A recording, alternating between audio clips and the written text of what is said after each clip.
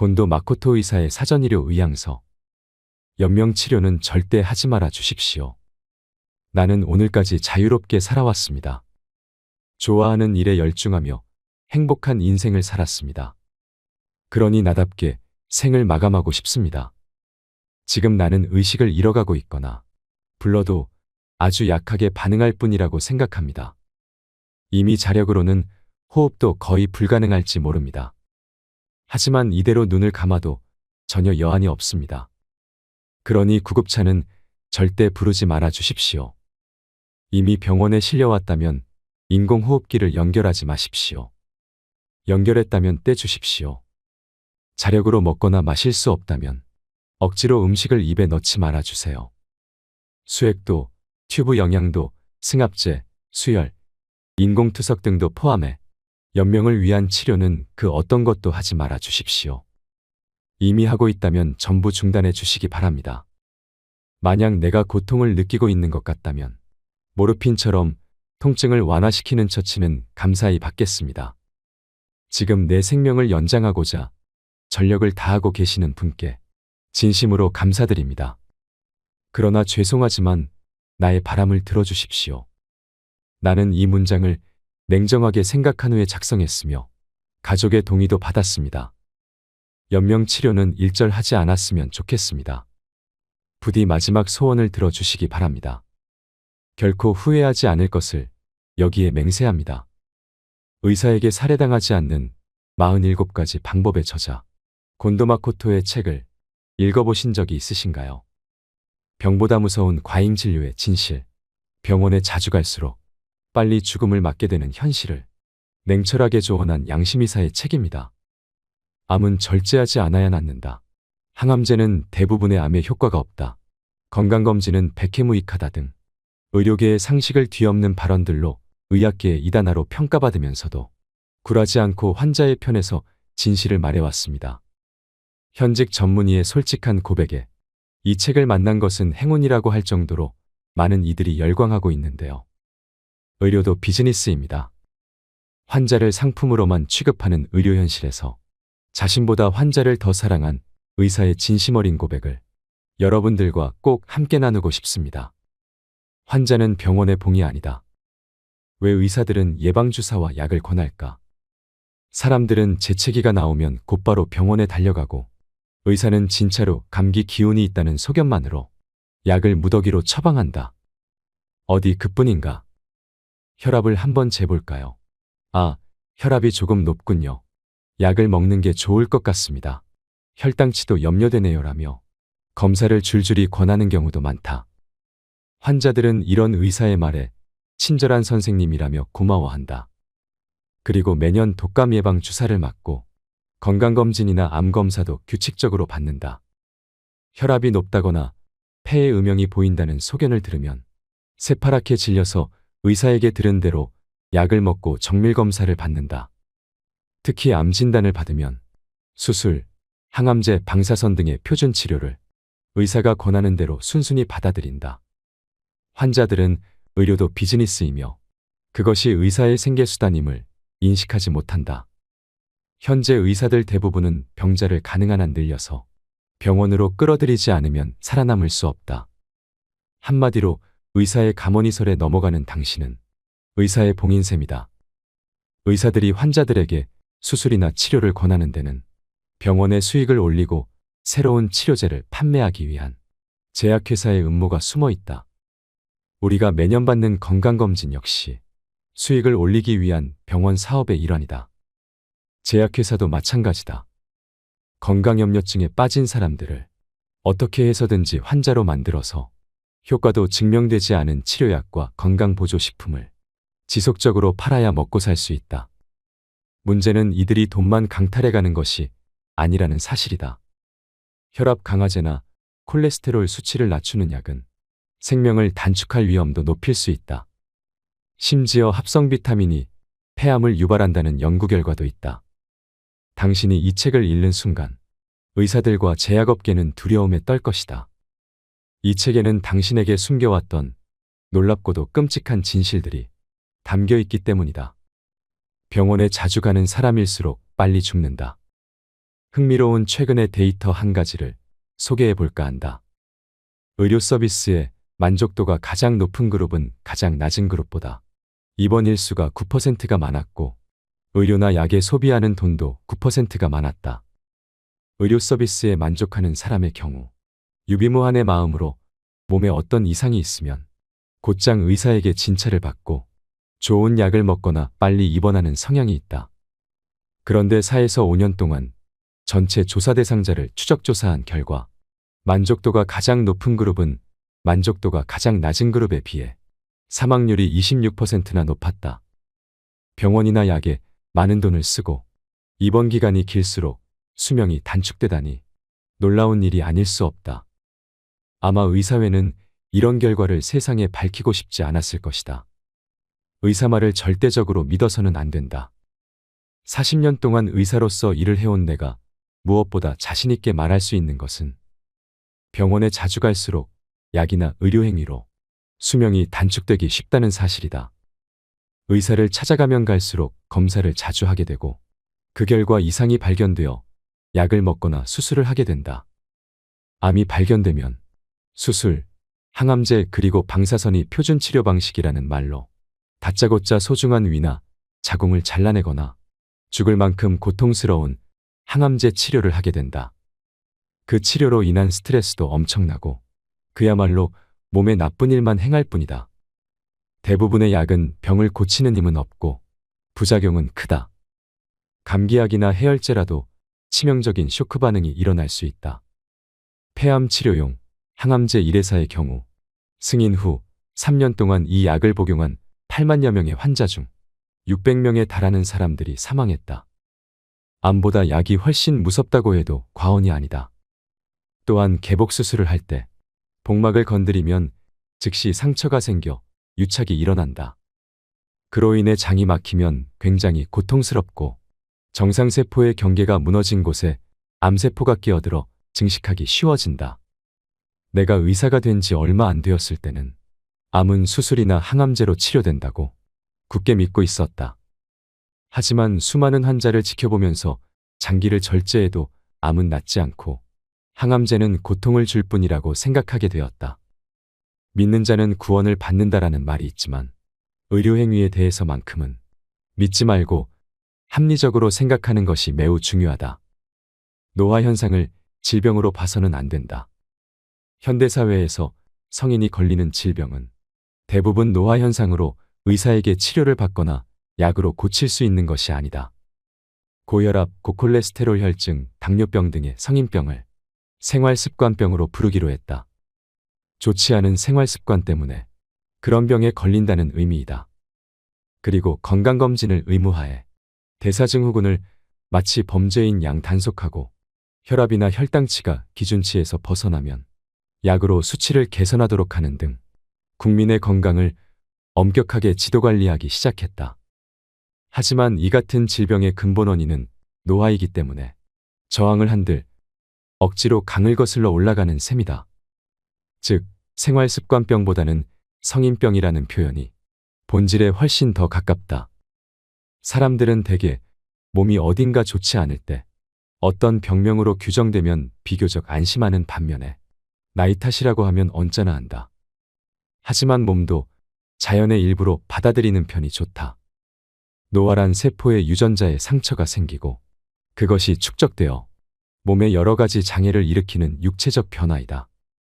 앞에서 말한 성인병 외에 발목의 통증, 암과 부정맥, 골다공증과 갱년기 장애, 주름과 탈모, 치매 등이 전부 노화 현상으로 이 같은 진행이 빠른 사람은 20대부터 조금씩 몸의 이상을 느끼기 시작한다.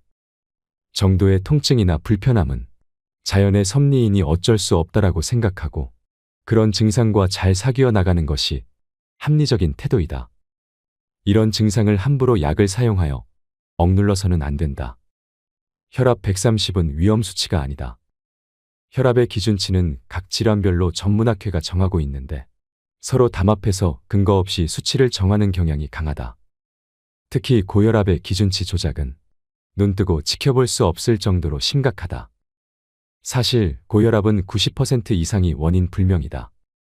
혈압을 낮추었더니 사망률이 하락했거나 심장병이나 뇌졸중 같은 질환이 감소되었음을 검증해주는 실제 데이터는 아직까지 없다.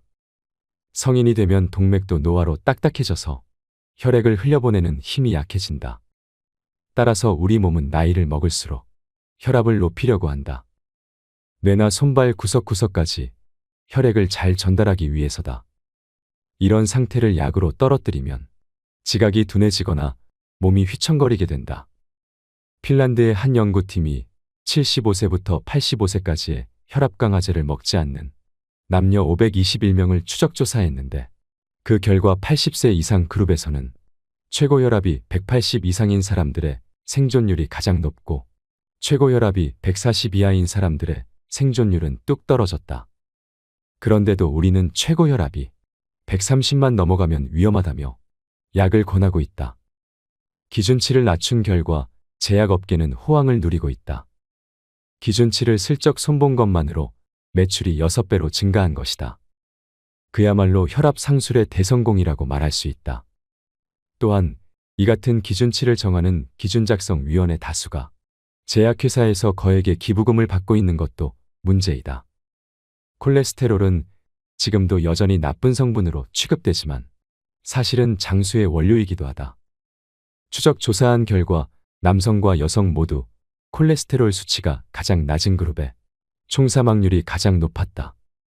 그리고 남성의 경우 혈중 콜레스테롤 수치가 높을수록 총사망률이 낮다는 명백한 결과가 나왔다. 그럼에도 불구하고 치료를 위한 기준치가 좀처럼 변하지 않고 있다. 콜레스테롤을 떨어뜨리는 약이 억 단위, 조 단위의 돈을 만들어내는 도깨비 방망이기 때문이다. 따라서 무조건 검사 수치를 보고 판단하지 말고 우리 몸의 힘을 믿어보는 것이 중요하다. 혈당치를 약으로 낮추면 부작용만 커진다. 흔히 당뇨병의 원인으로 여기는 스트레스, 술, 단 것이 직접적으로 병을 일으킨다는 확실한 증거는 없다. 당뇨병의 원인에 대해서는 아직까지도 풀리지 않은 의문점이 많다. 당뇨병이 무서운 것은 혈당치가 높으면 혈관이 손상되어 심근경색이나 뇌경색을 일으킬 위험이 높고 실명, 신장질환, 신경장애 등 심각한 합병증을 일으키기 쉽기 때문이다. 당뇨병에는 자각 증상이 없어서 심각한 증상이 나타난 뒤에는 완치가 어렵다. 이 때문에 건강검진에서 혈당치가 높게 나오면 의사들이 마치 큰일이라도 날 것처럼 겁을 주는 것이다. 하지만 약으로 혈당치를 낮추는 것은 훨씬 위험한 일임을 기억해야 한다. 약으로 혈당을 관리하는 경우 항상 몸이 나른하거나 초조하고 분노 조절이 잘 안 된다. 약을 사용하는 경우 특히 다리가 휘청거리거나 치매 증상 등이 나타난다면 약의 부작용을 의심해 봐야 한다. 전 세계의 당뇨병학회는 특별한 근거도 없이 공복 시 혈당치 기준을 낮춰서 당뇨병 환자를 급격하게 증가시키고 있다. 당뇨병에 관한 운동 치료 데이터에 의하면 걷기, 자전거, 수영, 스트레칭 등의 유산소 운동이 혈당치를 떨어뜨리는데 매우 효과적인 것으로 나타났다. 몸을 위해서도 적절한 운동은 반드시 필요하다. 혈당치가 높은 편이라는 말을 들었다면 일단 부지런히 걷기부터 시작해보자. 콜레스테롤 약으로는 병을 예방할 수 없다. 세계적으로 많이 팔리는 스타틴 계열의 약은 다름 아닌 콜레스테롤 저하제이다. 하지만 기준치를 저하한 근거에 설득력이 없을 뿐만 아니라 기준을 정하는 위원 9명 중 8명이 제약업계로부터 돈을 받았다는 사실이 밝혀져 항의운동이 거세게 일어났다. 기준치를 되도록 낮춰서 약의 판매량을 늘리려는 제약업계의 술수였던 것이다. 혈중 콜레스테롤 수치를 약까지 써서 낮추는 이유는 콜레스테롤 수치가 높으면 동맥경화를 불러오고 뇌졸중이나 심근경색 등을 쉽게 일으킨다고 생각하기 때문이다. 그렇다면 스타틴 계열의 약을 복용해서 과연 병을 예방할 수 있을까? 이에 관한 데이터를 보면 실로 충격적이다. 병을 예방할 수 있는 확률이 복권 당첨 확률보다 더 낮은 데다 이 약이 정말 효과가 있는지 없는지조차 확실히 알 수 없기 때문이다. 보통 제약업계가 후원하는 실험은 유리한 데이터가 나오도록 교묘하게 조작된다. 제약업계에 의하면 스타틴 계열의 약은 장기간 복용하면 심장 발작의 위험을 30% 이상 줄일 수 있는 약이라고 설명한다. 그러나 제임스 라이트 교수는 임상 실험을 반복한 결과 스타틴 계열의 약은 연령에 상관없이 여성에게는 효과가 없다. 중년 남성의 경우는 나쁜 콜레스테롤의 수치는 큰 폭으로 떨어졌지만 총사망자 수는 줄지 않았다. 대부분의 사람들에게 약의 효과는 고사하고 건강을 해칠 위험마저 있다라고 경고했다. 혈당약도 마찬가지이다. 약이나 인슐린 주사로 혈당치를 엄격하게 관리해도 환자들의 수명을 연장하는 효과로 이어졌다는 데이터는 전혀 없다. 반대로 환자들의 생명이 단축되었다는 데이터는 있다. 즉, 고혈압, 고콜레스테롤 혈증, 당뇨병 같은 병은 대부분 치료할 필요가 없거나 병이라고 생각하지 않는 편이 좋다는 말이다. 건강검진에서 흔히 발견되는 대장이나 담낭의 폴립, 그리고 조기암도 병이라고 생각하지 않는 것이 오히려 몸에 이롭다. 암 오진이 사람 잡는다. 현재 질환에 의한 사망률 1위를 차지하고 있는 병은 암이다. 그런데 진료에 있어서 암만큼 헷갈리기 쉽고 오진이 많은 병도 없다. 단순한 종기나 염증을 암으로 잘못 진단받고 위나 유방이 몽땅 잘려나가거나 생명을 잃는 사람도 너무나 많다. 여러분은 이 방법으로 암이 나았다라거나 말기암에서 회복되었다라는 이야기를 숱하게 들어보았을 것이다. 하지만 그들이 말하는 암이 과연 진짜 암이었을까? 나는 그것이 무척 의심스럽다. 암 초기 진단의 오진 확률은 높을 때는 12%나 된다. 또한 같은 병변이 다른 나라에서는 양성종양, 일본에서는 암으로 판정되거나 일본 내에서도 전혀 다른 진단이 내려지는 경우가 있다. 암에는 전이가 되지 않는 유사암도 많다. 진짜 암세포는 숙주의 정상세포가 변이하여 만들어지며 주변의 조직에 침입 또는 침윤하고 멀리 떨어진 조직에 전이하는 성질을 갖고 있다. 그리고 숙주를 죽일 때까지 계속 증식해서 숙주와 함께 자폭한다. 한편 생명을 빼앗지 않는 암은 암과 비슷한 것, 즉 유사암에 지나지 않으며 진짜 암으로 성장하지 않는다. 증상도 없는데 검진에서 암이 발견되면 의사는 조기에 절제하면 거의 100% 완치된다라고 말한다. 하지만 그것은 진짜 암이 아니라 유사암으로 잘라내지 않아도 전혀 문제가 되지 않는다. 암의 조기 발견은 행운이 아니다. 의학계는 이미 오래전부터 암은 치료되는 병이다. 1년에 한 차례 검진을 받으면 암이 되기 전에 저지할 수 있다고 선전하며 암검진 시장을 빠르게 확대시키고 있다. 하지만 중요한 것은 암으로 사망하는 사람이 줄고 있는가 하는 점이다. 진짜 암은 사람의 생명을 앗아간다. 의학계의 말처럼 암이 치료할 수 있는 병이 되었다면 한때 사망 원인 1위였던 뇌졸중이 지금 4위가 된 것처럼 암 사망률도 매년 눈에 띄게 줄어야 한다. 그러나 실제로는 암 사망률은 전혀 줄지 않고 있다. 1960년대부터 50년이 지난 현재까지 암은 사망 원인 1위 자리를 계속 지키고 있다. 그 이유는 무엇일까? 그것은 암검진이 실제로 아무런 도움이 되지 않기 때문이다. 정밀하게 검사를 할수록 최신 첨단 기기를 사용할수록 암은 더 잘 발견되기 마련이다. 그러나 대부분은 암이 아니라 암과 비슷한 것으로 그것의 치료를 위해 수술을 시행하는 것은 오히려 몸을 고통스럽게 할 뿐이다. 예를 들어 50세를 넘긴 남성 사망자 2명 중 1명은 해부를 해보면 전립선암이 발견된다. 그것은 그냥 놔둬도 커지지 않는 잠재암이라는 말이다. 그런데 최근에는 검진에서 전립선암을 굳이 찾아내서 자각 증상도 없는 사람에게 수술로 절제할지 방사선 치료를 할지 결정하라고 압박한다. 수술의 후유증은 물론 방사선 치료로도 합병증이 일어나 심할 때는 인공항문을 달아야 하는 경우도 있다. 성인 3명 중 1명은 갑상선암으로 진단받게 될지도 모른다.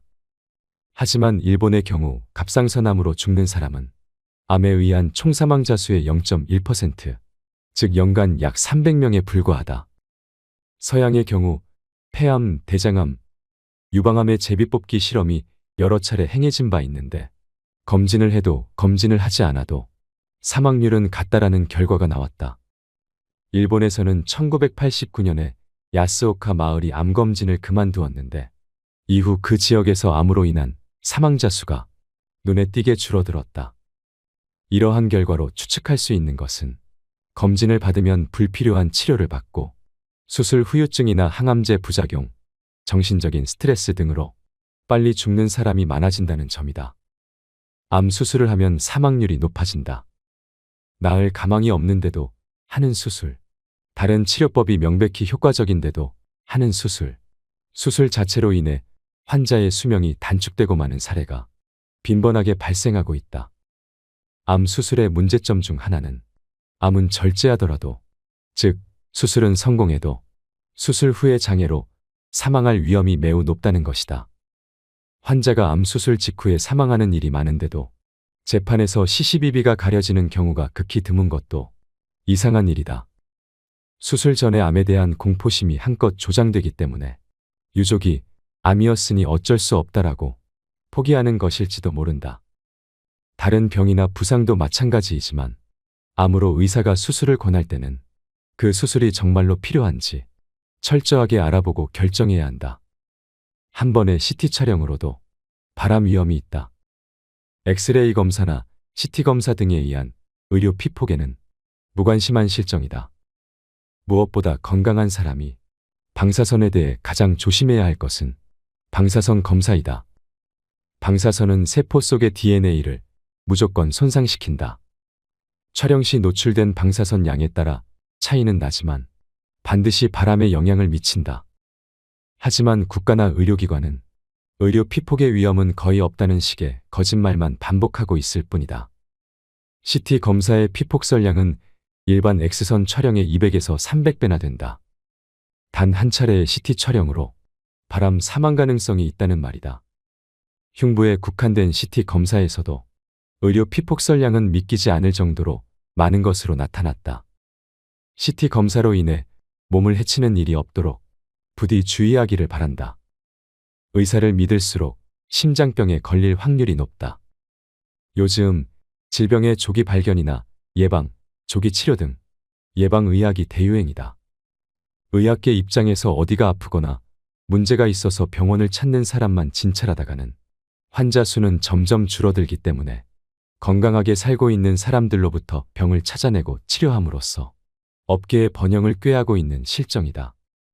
질병에 미리 대처해서 막는 의학이 아니라 환자를 끌어들이는 의학인 것이다. 연구에 따르면 의사들이 개입하여 심장질환 관리를 했던 그룹이 의사가 전혀 개입하지 않았던 그룹보다 심장질환으로 사망한 사람이 2배 이상이었다.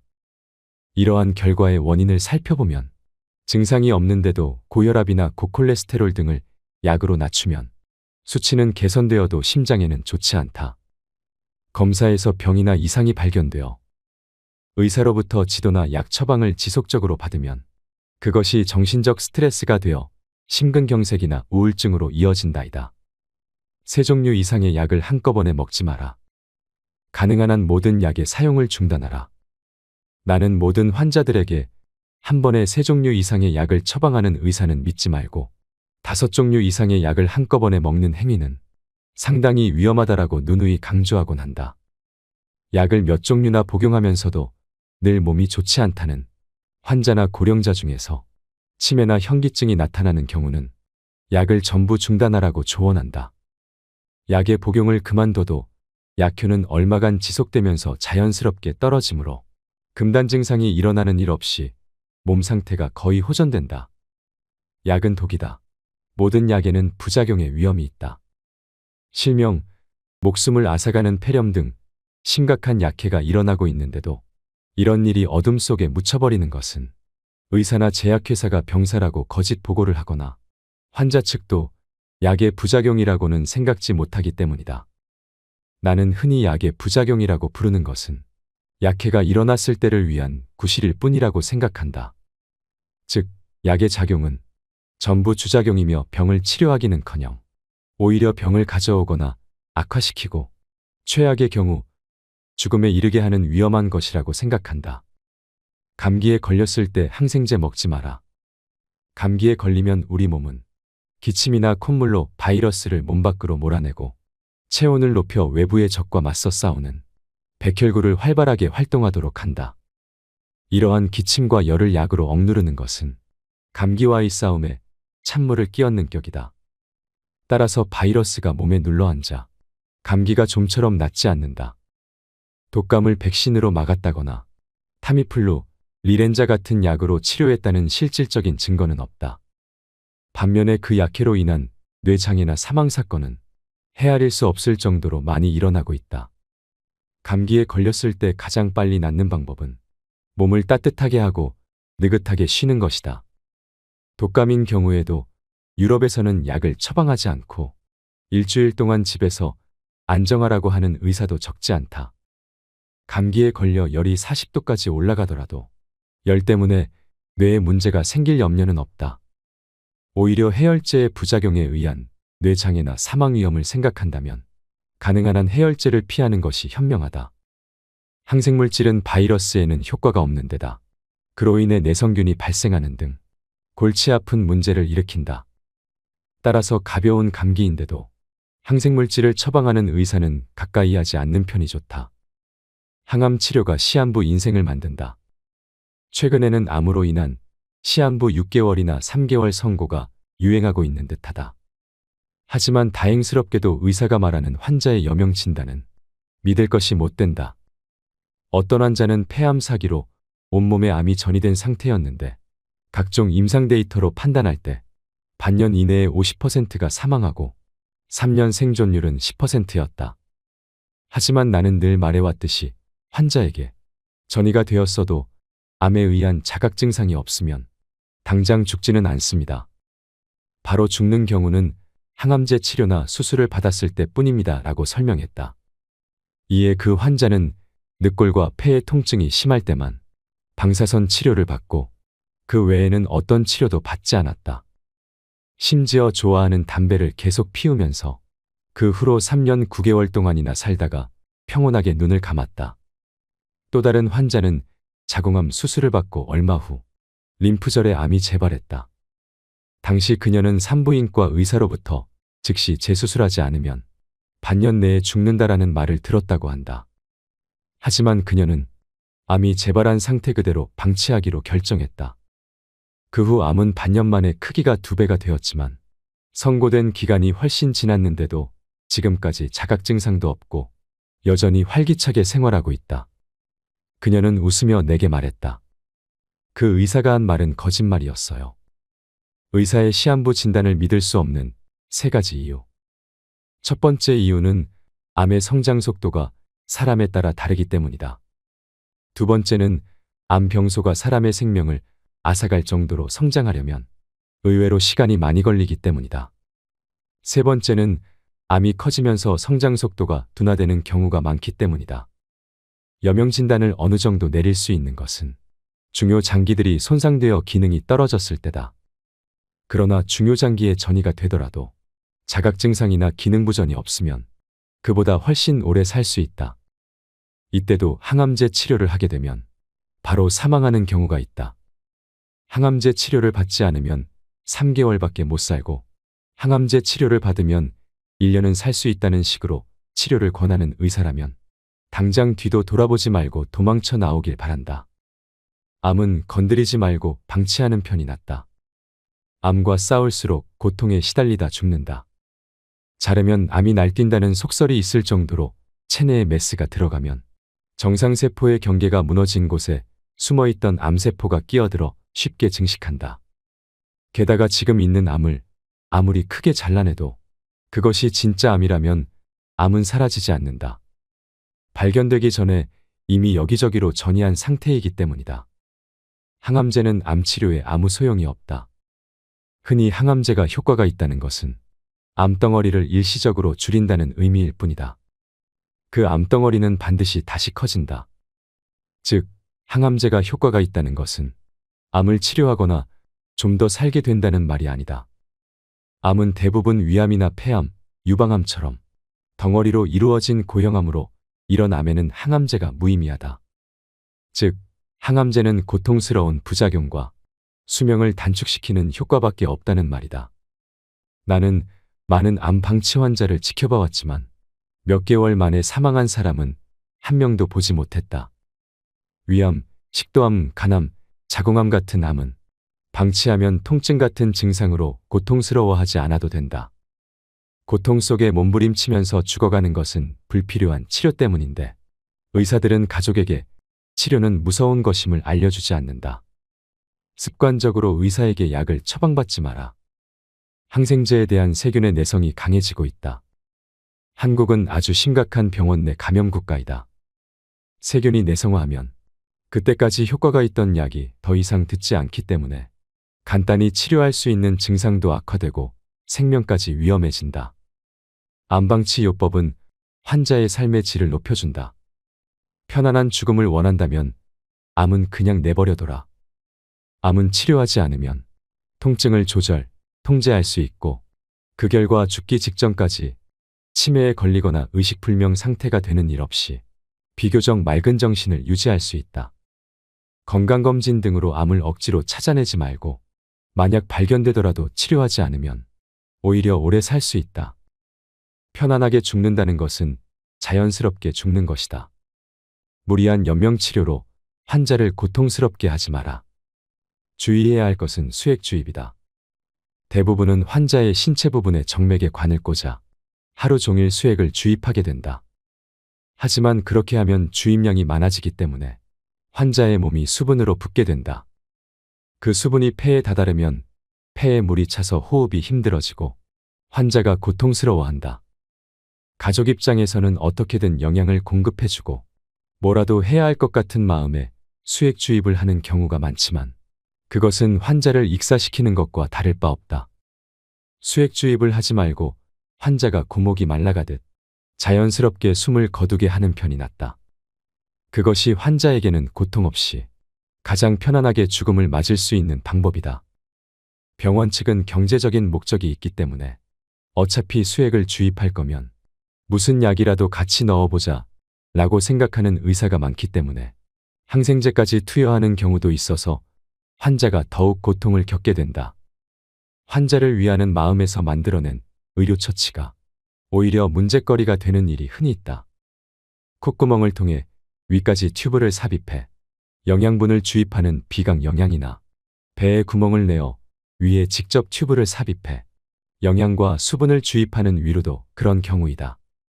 몇 년씩 식물인간과 같은 상태로 살아가는 것이 무슨 의미인가? 편안하게 죽는다는 것은 자연스럽게 죽는 것이라고 생각한다. 암검진이 긁어 부스럼이 되는 5가지 이유. 1. 암의 정의 및 범위가 지나치게 넓다. 암검진은 하면 할수록 암이 발견되는 사람이 늘어난다. 그 중에는 오진도 많고 생명을 위협하지 않는 유사암이나 잠재암도 많이 포함되어 있다. 2. CT 검사 자체가 암을 유발할 수 있다. CT나 PET 등에 의한 암검진은 방사선 피폭설량이 많아서 단 한 차례의 검진으로도 바람 사망의 원인이 될 수 있다. 즉, 검사 자체가 바람을 촉진할 수 있다. 3. 진짜 암이라면 이미 전이된 상태이다. 검진을 정기적으로 받고 있는 사람들은 검진을 받지 않는 사람들보다 생명을 앗아가는 진짜 암을 빨리 발견할 수 있다. 하지만 그렇다고 운명이 바뀌는 것은 아니다. 진짜 암이라면 검진에서 발견될 정도의 크기가 되기 훨씬 전에 이미 전이가 시작된 상태이기 때문이다.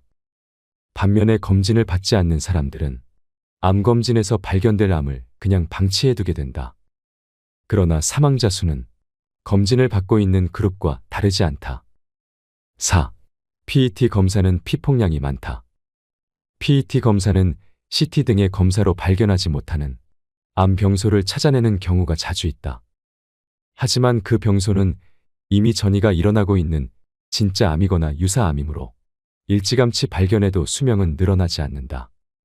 또한 PET는 방사성 동위원소를 사용하므로 피폭설량이 많아 한 차례의 검사로도 발암 원인이 될 수 있다. 5. 정밀한 검사를 할수록 유사암을 발견하게 된다. 최근에는 영상의학과에서 근무하는 의사들 중에도 집단 검진은 효과적이지 않고 숙련된 전문가에 의한 개별 검진이 효과적이라고 생각하는 사람이 많아졌다. 유방암, 자궁경부암은 절제 수술하지 마라. 유방 촬영술로 발견된 암은 대부분 유사합니다. 요즘에는 여성들에게 전혀 도움이 되지 않는 검진이나 예방접종을 권장하는 광고가 넘쳐나고 있다. 그 중에서도 눈에 띄는 것이 바로 1990년대부터 전 세계로 확산되고 있는 핑크리본 운동이다. 이 운동은 미국의 한 여성 잡지사와 화장품 회사가 유방암에 대한 경각심을 높여 여성들의 유방암으로 인한 고통과 희생을 줄여보자는 목적으로 시작한 계몽운동이다. 그러나 이 거창한 계몽운동을 비웃기라도 하듯 최근 10년 동안 유방암 발병률은 급증하고 있다. 또한 5만 명을 대상으로 실시한 캐나다의 한 연구조사에서는 오히려 총사망률은 검진 그룹이 좀 더 많다라는 결과가 나왔다. 나는 여성의 유관 내에 머물러 있는 암이 축소되거나 소실된 경우를 많이 봐왔다. 나의 진료 경험으로 도달한 결론은 흔히 유관 상피내암으로 진단받는 병변은 암이 아니라 여성 호르몬에 대한 반응이 어떤 사람에게 강하게 나타난 유방병증이라는 것이다. 유방 촬영술을 통해서만 발견할 수 있는 암은 99% 이상이 유사암이다. 그러나 이런 경우라도 대부분의 병원에서는 수술로 유방을 절제할 확률이 높다. 수술을 받더라도 수명이 늘어나거나 치료를 받지 않는다고 해도 수명이 줄어드는 것은 아니므로 나는 환자들에게 언제나 유방암 검진의 결과는 전부 잊어버리세요라고 말한다. 자궁경부암 예방접종은 무의미하다. 이 역시 암 예방에는 도움이 되지 않는다. 자궁경부암의 원인은 성행위로 감염되는 사람 유두종 바이러스이다. 이 바이러스는 자궁경부의 상피와 점막에서 사마귀를 발생시키거나 증식을 일으키는데 병변이 암과 비슷해서 암으로 혼동하기 쉽다. 자궁암 검진에서 발견되는 영기의 암은 99% 이상이 유사암이다. 백신 접종이 진짜 자궁경부암을 예방했다는 증거는 아직까지 단 하나도 보지 못했다. 게다가 자궁경부암 백신 접종은 부작용의 위험도 있다. 이 백신 접종으로 인해 발열, 두통, 심지어 실명, 의식 상실 등의 부작용을 호소하는 경우도 있다. 위 절제 수술보다 후유증이 더 무섭다. 위를 전부 적출하거나 위에 출구인 유문까지 크게 절제하는 수술을 하면 환자는 먹은 것을 소화하고 먹은 것을 모아두었다가 조금씩 십이지장으로 내보내는 위의 두 가지 큰 기능을 잃게 된다. 이 때문에 환자는 몸이 바싹 마르고 기력도 잃는다. 생활의 질이 급격히 떨어질 뿐만 아니라 수명까지도 단축된다.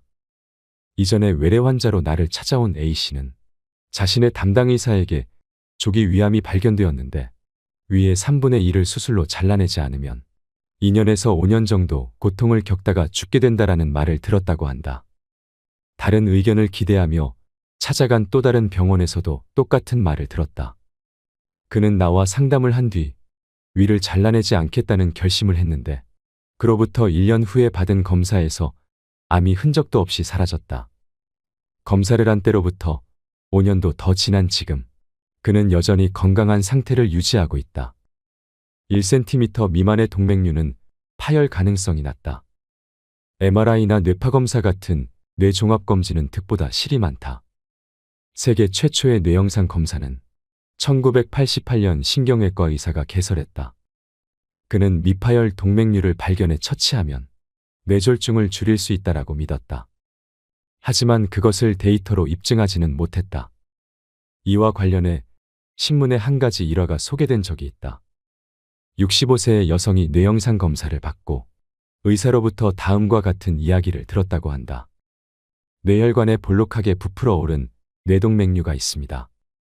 운이 나쁘면 당장 내일이라도 파열할지 모릅니다.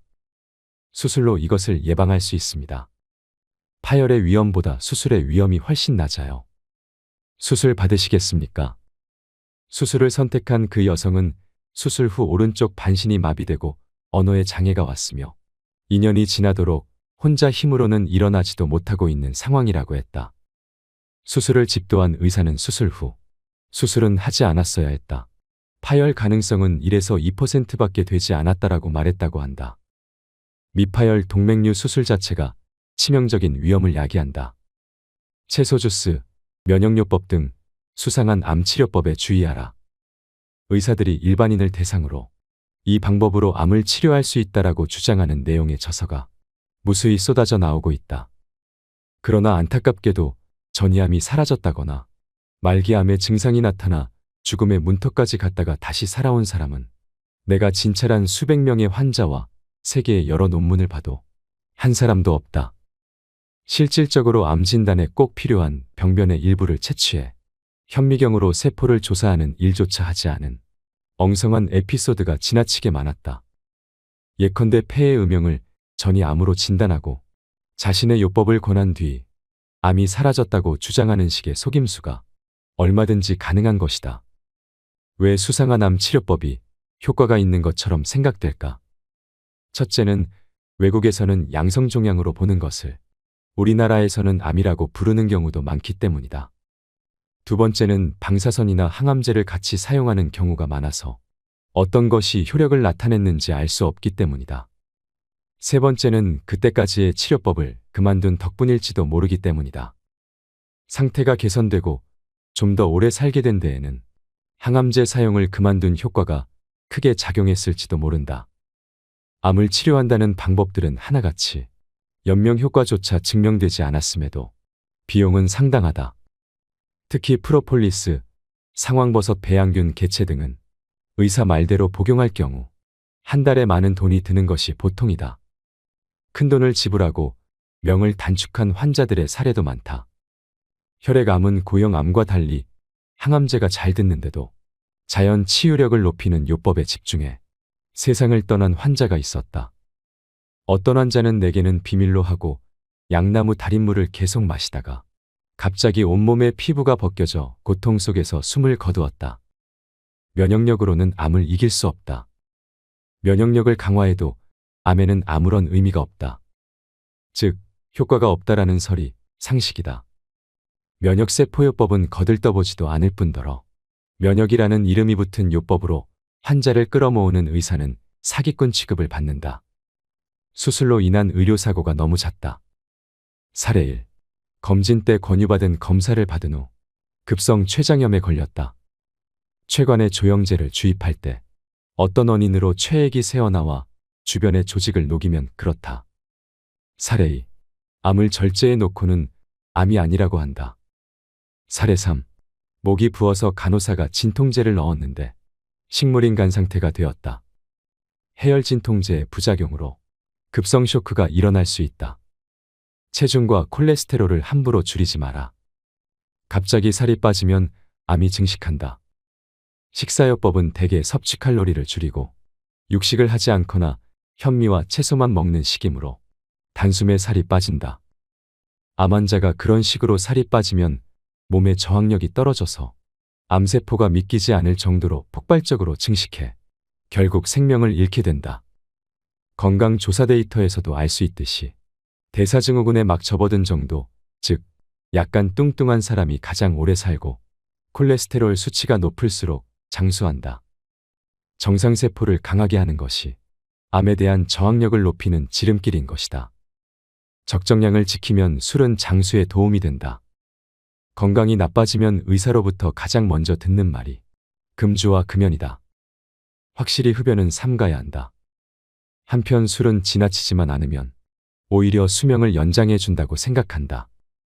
술을 마시면 혈관이 확장되어 혈압이 일시적으로 낮아진다.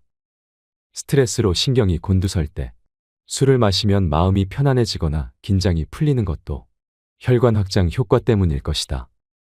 미국 암학회는 허혈심장병의 위험도는 음주량과 관계없고 술을 마시지 않는 사람보다 마시는 사람이 위험도를 낮출 수 있다라고 발표했다. 물론 과음은 금물이다. 과음을 하면 간뿐만 아니라 뇌도 크게 손상될 수 있기 때문이다. 연구에 따르면 술을 적당량 먹는 사람은 뇌의 노화가 느렸다. 맥주의 경우는 하루에 500ml 용량으로, 소주는 물을 섞어 두세 잔 정도로 상한선을 정해두고 즐기도록 한다. 다시마나 미역을 과도하게 섭취하지 마라. 채소만 많이 먹는 것이 정말 몸에 좋을까? 비타민과 미네랄을 무엇인가로 보충해야 한다는 경고가 세상에 넘쳐나고 있다. 하지만 이는 큰 착각이다. 결론부터 말하자면 현재 일반적인 식사를 하고 있는 사람이라면 비타민이나 미네랄 섭취량은 충분하다. 건강을 위해 그것들을 따로 보충하는 것은 오히려 몸에 나쁘다. 비타민과 미네랄을 지나치게 섭취하면 중독 증상이 나타나거나 심지어 암이나 심장병의 위험이 높아져서 생명을 단축하는 원인이 될 수도 있다. 인공적으로 합성된 비타민을 보조식품의 형태로 섭취하는 것은 위험하며 채소나 과일로 섭취하는 천연 비타민도 많이 먹는다고 해서 몸에 좋다는 보장은 없다. 폐경기 여성은 다시마나 미역의 섭취에 주의해야 한다. 국립암연구센터는 해조류에 함유된 요오드는 생명 유지에 반드시 필요한 미네랄이지만 지나치게 섭취하면 갑상선암의 발생 원인이 될 수 있다라고 발표했다. 콜라겐으로 피부는 탱탱해지지 않는다. 콜라겐이나 글루코사민은 뱃속에서 다 분해된다. 콜라겐이나 글루코사민처럼 피부 탄력, 미백, 운동 능력 향상, 관절통 완화에 도움이 된다는 보조식품이 인기를 끌고 있다. 그러나 입으로 섭취한 콜라겐이 피부를 직접 탱탱하게 만들어주는 것은 아니며 글루코사민이 무릎까지 닿는 것도 아니다. 보조식품에 관한 과대선전에 속지 마라. 콘드로이틴이나 히알루론산 같은 것도 전부 원리는 마찬가지이다. 그것을 먹든 마시든 어차피 뱃속에서 분해되기 때문에 목표 부위에 도달하지 못한다. 게다가 보조식품은 전부 특정 영양소의 과잉 섭취 위험이 있다. 베타카로틴조차 지나치게 섭취하면 폐암이나 심장병에 걸릴 확률이 높아진다. 영양적으로 균형 잡힌 식사, 적당한 운동, 일찍 자고 일찍 일어나는 생활로 신진대사를 원활히 하는 것이 가장 좋다. 염분이 고혈압에 나쁘다는 것은 거짓이다. 염분은 적게 섭취할수록 좋다는 인식이 정착한 탓에 이제 라면 국물 같은 음식을 남기지 않고 모조리 마시면 몰상식한 사람 취급을 받는 시대가 되었다. 세계 각국의 연구조사 데이터를 살펴보면 오히려 염분이 부족한 사람 쪽이 병에 더 잘 걸리고 일찍 죽는다는 것을 알 수 있다. 염분을 감량하는 것은 의미가 없고 오히려 염분 감량은 건강에 큰 위험을 초래할 가능성이 크다. 커피는 암이나 당뇨병, 뇌졸중 예방에 좋다. 커피를 마시면 간암과 대장암에 걸릴 위험이 감소한다. 세계 각국의 대규모 조사에서 건강에 관한 커피의 놀라운 효과들이 확인되고 있다. 커피를 하루에 2잔 이상 마시는 사람은 커피를 마시지 않는 사람에 비해 사망할 위험이 10% 낮다. 커피는 건강을 지켜주고 미용에 효과가 있을 뿐 아니라 장수에도 도움이 된다. 건강해지려면 아침형 인간이 되라. 최고의 건강법은 일찍 자고 일찍 일어나는 것이다. 세포의 신진대사를 촉진하는 성장 호르몬 등의 각종 호르몬은 수면 중 24시 전후에 가장 활발히 분비된다. 매일 이 시간대에 숙면을 하면 뼈와 근육이 튼튼해지고 피부가 재생되며 병이나 상처가 순조롭게 회복된다. 또한 일찍 자고 일찍 일어나는 것만으로도 비만을 예방할 수 있다. 지나친 청결은 도리어 몸에 해롭다. 건강한 머리카락을 원한다면 머리를 자주 감지 마라. 우리 몸의 면역 상태는 자연계의 불결한 것, 기생충, 세균 등에 접촉하면서 성숙해가므로 지나치게 청결한 환경에서는 약해진다. 인간은 원래 몸 자체가 세균 덩어리이다. 인간의 몸에 세균이 없다면 우리는 즉시 병에 걸리고 말 것이다. 아토피로 고생하고 있다면 비누와 샴푸 사용을 중단해보자. 큰 병원에서 환자는 피험자일 뿐이다. 큰 병원에 가서는 안 되는 3가지 이유. 첫 번째, 환자 개개인에 대해서 소홀한 경향이 있으며 모든 과정이 기계적으로 진행되기 때문이다. 두 번째, 큰 병원일수록 실험적인 부분에 주력하도록 되어 있기 때문이다. 신약 실험을 하면 제약회사로부터 자금 지원을 받게 되므로 병원을 경영하는 데에도 도움이 된다. 세 번째, 유명한 병원일수록 병을 더 철저하게 찾아내게 되기 때문이다. 병을 못 보고 놓친다면 병원 명성에 누가 되므로 환자가 일단 병원에 가면 철저하게 검사를 받게 될 수밖에 없다. 검사 항목에는 대부분 기준치라는 것이 있는데 건강한 사람이라도 80%가 병이 있거나 이상이 있게 되는 것이다. 스킨십은 통증과 스트레스를 줄여준다. 애정이 담긴 손길은 가장 단순한 방법이지만 의학이 아무리 진보해도 그 무엇으로도 대체할 수 없는 치료의 근본이다. 어른이 되어서도 스킨십은 스트레스와 불안을 해소하는데 절대적인 효과를 발휘한다. 입을 움직일수록 건강해진다. 혼잣말하는 것은 좋은 습관이다. 입으로 소리를 내면 스트레스가 해소된다. 웃음은 부작용이 없는 명약이다. 심박수나 호흡수가 늘어나 혈행이 좋아지고 횡격막이 상하로 크게 움직여 배근육과 등근육이 운동된다. 위장을 자극해서 배변도 원활해지며 심호흡 효과 등으로 자율신경과 호르몬의 균형이 바로잡혀 혈당치나 혈압이 안정되는 방향으로 작용한다. 노래를 부르는 것도 좋은 방법이다. 최근에는 치매 치료에 노래를 부르는 것이 효과가 있다고 해서 주목을 받고 있다. 손과 입을 많이 움직일수록 뇌도 활발히 활동한다는 것을 기억하라. 걷지 않으면 모든 것을 잃는다. 내 몸을 부지런히 사용하자. 근육은 자주 사용하면 나이가 들어도 계속 굵어지고 강해진다. 뇌신경세포도 계속 생각하고 무언가를 느끼면서 살면 100세가 되어서도 활발하게 활동한다. 반대로 사용하지 않는 근육은 즉시 약해지고 근육량도 줄어든다. 고령자의 경우 한 달 정도만 누워 지내도 대부분은 제 힘으로 걸을 수조차 없게 된다. 통증이 있다고 그 부분을 보호할 것이 아니라 충분히 움직여주는 편이 빨리 회복된다. 오십견도 마찬가지이다. 이때 아프다고 움직이지 않고 그냥 내버려두면 그대로 굳을 염려가 있다. 용기를 내어 통증이 심하게 느껴지는 방향으로 계속 움직여보자.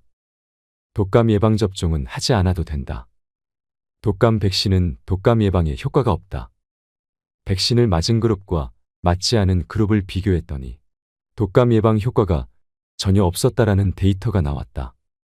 게다가 60세 이상에서는 백신을 맞은 그룹 중에서 갑자기 사망하는 사람이 눈에 띄게 많았다. 표면적으로는 심근경색이라고 하지만 이는 어떻게 봐도 백신의 부작용으로밖에는 생각되지 않는다. 독감 바이러스는 쉽게 변이를 일으키므로 효과가 있는 백신을 만드는 것은 이론상 거의 불가능하다. 해외 학자들은 타미플루의 효과는 의심스럽다. 항바이러스 작용은 거의 인정되지 않는다고 발표해왔다. 효과가 있다라는 보고는 제약회사가 주도한 것이 많아 신빙성이 있다고 보기 어려운 실정이다. 독감을 예방하는 유일하고 가장 확실한 방법은 독감이 유행할 때 사람들이 붐비는 곳에 가지 않는 것이다. 내버려두면 낫는다고 생각하라. 의사가 된 후로 의료에 대한 내 생각이 상당히 많이 바뀌었다. 의료행위로 사람을 구하는 경우가 너무 적기 때문이다.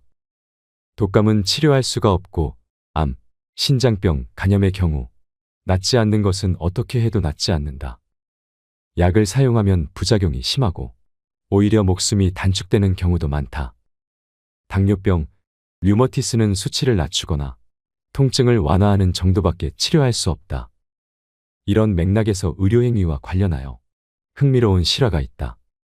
콜롬비아에 있는 의사들이 파업을 해서 사망률이 35%나 감소했다는 것이다. 같은 해 로스앤젤레스에서도 의사들의 파업이 있었는데 전체 사망률이 18% 감소했다. 파업이 끝나자 사망률은 파업 전의 수준으로 되돌아갔다. 병원에서의 입원 기간이 긴 것도 문제이다. 새끼손가락 뼈가 부러진 것뿐인데 필요도 없는 항생물질 수액을 맞느라 며칠이나 병원에 입원해 있다. 특히 고령의 환자는 입원을 하면 대부분 침대에 누워만 있기 때문에 근력이 떨어져서 머리가 금방 둔해진다. 이것은 치매로 이어지는 큰 원인이 된다. 따라서 심하지 않은 통증이나 질환은 내버려두면 낫는다는 생각으로 방치하고 일상생활에 지장을 줄 정도의 증상이 있는 경우에만 병원에 가는 것이 좋다.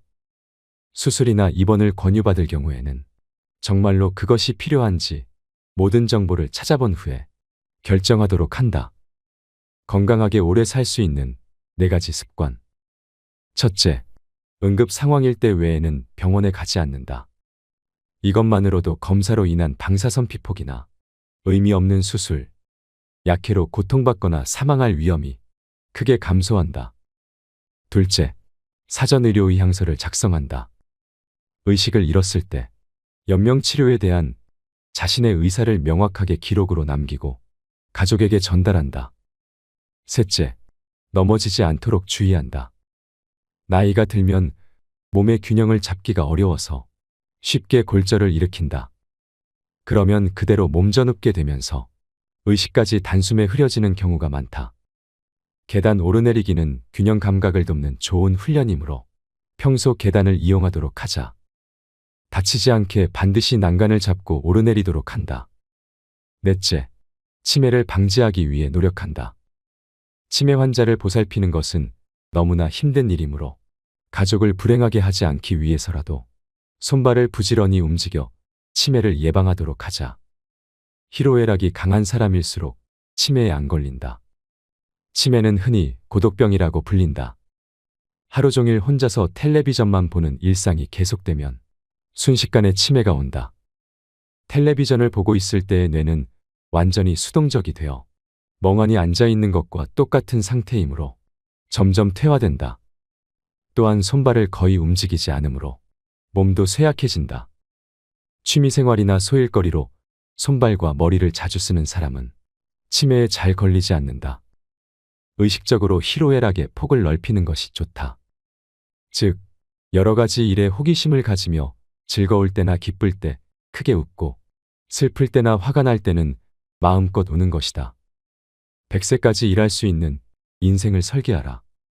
100세까지 일하는 시대가 온다. 최근 들어 어떻게 죽을 것인가에 대해 사람들의 관심이 많이 쏠리고 있다. 인류 역사상 전무한 초장수 사회를 지금부터 걸어가야 할 우리는 발상을 크게 전환해야 한다. 첫째, 사회 환경에 맞는 기술을 미리 습득한다. 둘째, 오랫동안 건강하게 일하기 위해 자발적인 건강관리에 힘쓴다. 셋째, 지금까지 키워온 인적자원을 다음 세대에 어떻게 활용할지 그 방법을 생각한다. 넷째, 회사 생활을 할 때의 지위나 자부심에 연연하는 것은 백해무익하다. 당신도 암에서 예외일 수는 없다. 암을 선고받았을 때 대처하는 법. 1. 위암 진단을 받았을 경우 60세의 남성입니다. 갑자기 소화도 안 되고 음식을 먹을 수가 없어서 내시경 검사를 받았더니 위암으로 위에 출구가 좁아져 있었습니다. CT 검사에서는 간에 2군데의 전이병소가 발견되어 의사로부터 수술과 항암제 치료를 권유받았습니다. 어떻게 하면 좋을까요? 절제 수술은 하지 않는 편이 좋습니다. 그리고 이 경우에는 항암제 치료도 받지 않는 것이 최선책입니다. 고치려고 생각할수록 무의미한 치료에 매달려 생명과 재산을 잃게 되기 때문입니다. 그보다는 증상 완화나 연명이라는 현실적인 목적을 세워야 합니다. 2. 담낭암 진단을 받았을 경우 진행 담낭암이라는 진단을 받았습니다. 병원에서는 항암제 치료를 권하고 있습니다. 소화기암에는 항암제가 듣지 않는다고 하는데 어떻게 해야 좋을까요? 일반인들은 항암제로 암덩어리가 사라지거나 크기가 작아지면 치료되었거나 좀 더 살 수 있다고 생각합니다. 하지만 사실은 그렇지 않습니다. 담낭암이 항암제로 사라지는 경우는 전체 환자의 1% 전후로 아주 드뭅니다. 그리고 이 1%의 경우도 치료된 것이 아닙니다. 완전 소실이라고 해도 암덩어리가 검사에서 발견되지 않을 정도의 크기로 줄어든 것일 뿐 암은 반드시 다시 커집니다. 그리고 항암제에는 독성이 있어서 반복해서 투여하면 금방 치사량에 달하게 됩니다. 항암제 치료 전문가들은 암이 축소되거나 소실되면 효과가 있다고 떠들어대면서 세상을 착각에 빠뜨립니다. 암덩어리가 완전히 축소된 경우만 언론에 소개하고 환자의 그 후의 상태는 알려주지 않습니다. 나는 암이 사라졌다는 기사는 사기나 다름없다고 생각합니다. 자연사를 선택하면 평온한 죽음을 맞을 수 있다. A씨는 식도 부근에 암이 생긴 위암 환자로 임종에 가까웠을 때 먹지도 마시지도 않고 연명치료도 거부한 남성이다. 그가 치료를 받고 싶지 않다고 해서 상태를 지켜보고 있었는데 그는 암 선고를 받고 약 7년을 더 살았다. 마지막에는 암이 점점 커져서 식도가 거의 막히다시피 했다. 이런 경우 음식물이 통과하기 어려워 식욕이 떨어지는데 환자 본인은 그냥 그대로 놔두기를 원했다. 식도를 조금만 넓히면 음식물을 넘길 수 있어서 좀 더 살 수 있을지 모른다고 제안해 보았지만 환자는 예전에 수술로 고통받은 경험이 있어서 어떤 처치도 싫다며 거부했다. 식도를 넓히는 시술을 거부하고 3주일 정도 지나자 가족으로부터 그가 세상을 떠났다는 연락이 왔다. 쇠약사라고 해야 할지 아사라고 해야 할지는 모르겠지만 촛불이 꺼지듯 그렇게 숨을 거두었다. B 씨는 직경 2cm의 유방암이 발견된 45세 여성이었다. 그녀는 유방을 절제하지 않고 그대로 방치하고 있었다. 4년이 지나자 암이 20cm 크기로 증식해 유방 전체가 암으로 뒤덮여 피부가 새까맣게 변색했다. 하지만 이 정도로 심한 말기 증상이 나타나면서도 통증은 느끼지 않았다. 마지막에 그녀는 일어나지 못하고 누워 지내야 했지만 그때도 통증을 호소하지 않았다. 그리고 그렇게 체력이 점점 떨어지면서 촛불이 꺼져가듯 조용히 세상을 떠났다. 생존율은 어떤 경우든 확실한 보장을 할 수 없다. 따라서 말기에 여러 가지 증상이 나타나더라도 평온하게 삶을 마무리하는 쪽을 선택할지, 표준 치료를 받아들여 고통스럽더라도 좀 더 살 수 있을지도 모를 방법을 선택할지 미리 생각해보고 가족과 함께 이야기해두는 것이 좋다. 죽음을 대비해 사전의료 의향서를 써놓자. 당신은 어떻게 죽고 싶은가?